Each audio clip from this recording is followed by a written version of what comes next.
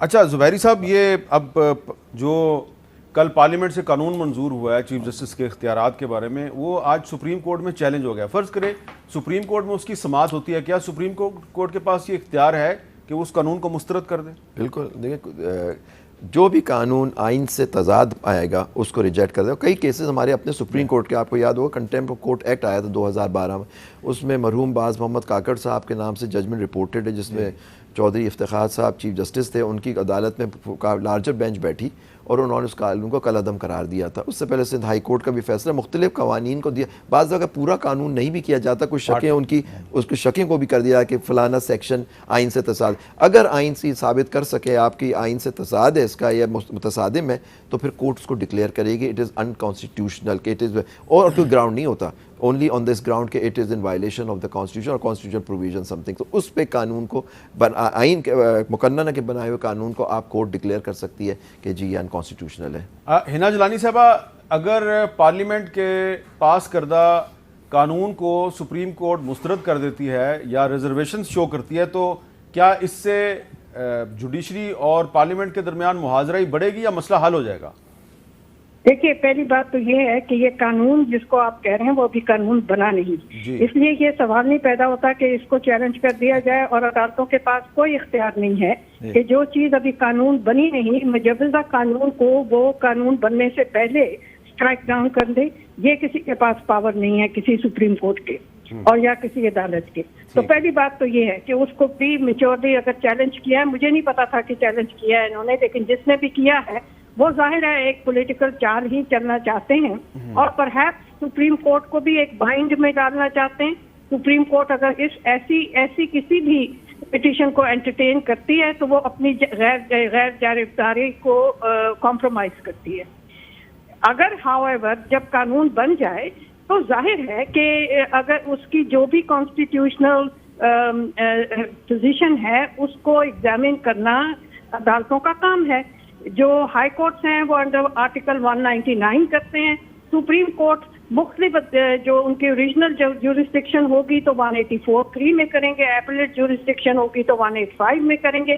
तो ये तो उनका है, लेकिन पार्लियामेंट के भी कुछ इख्तियारात हैं।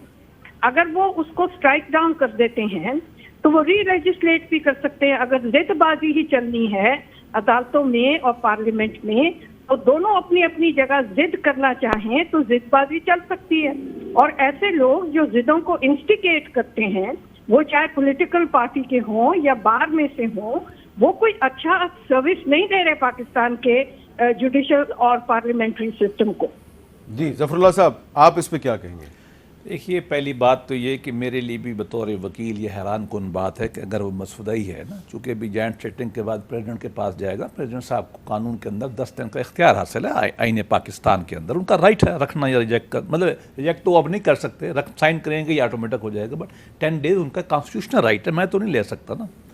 और दूसरी बात ये है कि ये हमने कभी देखा नहीं है, हम रोज़ चैलेंज करते हैं, ऐसा कभी हमने देखा नहीं है कि आप मफरूज़े पे चले जाएं। बहरहाल उनकी मर्ज़ी, अगर कोई गया है तो पाकिस्तान के अंदर सेपरेशन पावर के तहत जुडिशल रिव्यू का डॉक्ट्रिन अवेलेबल है, इसमें कोई शक नहीं है, हम सब मानते हैं। अलबत्ता मेरा ज़ाती ख्याल ये है कि इस केस के बारे में कि इसमें सिवाय इसके कि जो जनरल एतराज़ात चीफ जस्टिस की बेंच मेकिंग पावर पे हो रहे थे, वकील कर रहे थे, बार कर रहे थी, पार्टीज कर रहे थे, मैं भी कर रहा था, आर्टिकल बोर्ड लिखे हम लोगों ने, ये उसके बारे में किया गया कि बजाय एक चीफ जस्टिस के कि जब चाहे बोतल देखी, जब चाहे कोई और चीज़ देखा तो सुओ मोटो ले लिया। सिमिलर प्रोविजन इंडिया में, और आप से बेहतर कौन इंडिया को जानता है कि उनके ह्यूमन राइट्स जो है, इससे ये प्रोविजन होती है ह्यूमन राइट्स के बारे में। बेसिकली इंडिया के ह्यूमन राइट्स शायद हमसे भी बहुत ज़्यादा ख़राब हैं, लेकिन देखें कितनी इस्तेमाल हुई है। वो ना पॉलिटिकल मैटर में इस्तेमाल करते हैं, हमने तो उसका बिल्कुल ही सत्यानाश कर दिया है। अगर उसमें ये देखा जा रहा है कि एक आदमी की बजाय 3 आदमी बैठ के ये देख लें कि भाई सुओ मोटो लेना ये बेंच, अब बेंचों पे देखें, मैं कहना तो नहीं चाहता, लेकिन लोगों को पता ही होता है कि ये बेंच है तो क्या होगा, किस केस में किस बेंच ने बनना है, ये तासुर हटना चाहिए।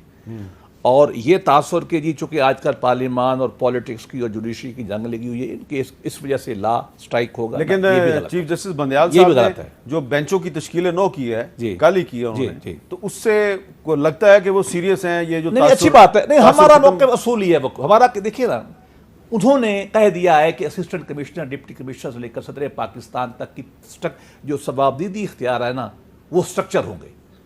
कोर्ट्स ने हाथ बांध दी, बिल्कुल ठीक किया। तो वाई चीफ जस्टिस, ठीक है, सुप्रीम कोर्ट इस सारे है ना। मैं तो और बात कहता हूं, मैं तो गवर्नमेंट के बिल से मुतफिक नहीं हूं। मैं कहता हूं सुप्रीम कोर्ट कुल बैठ के गाइडलाइन बनाए ठीक है। कि कैसे मैच बनेंगे, उसके बाद ये कमेटी आगे देखे।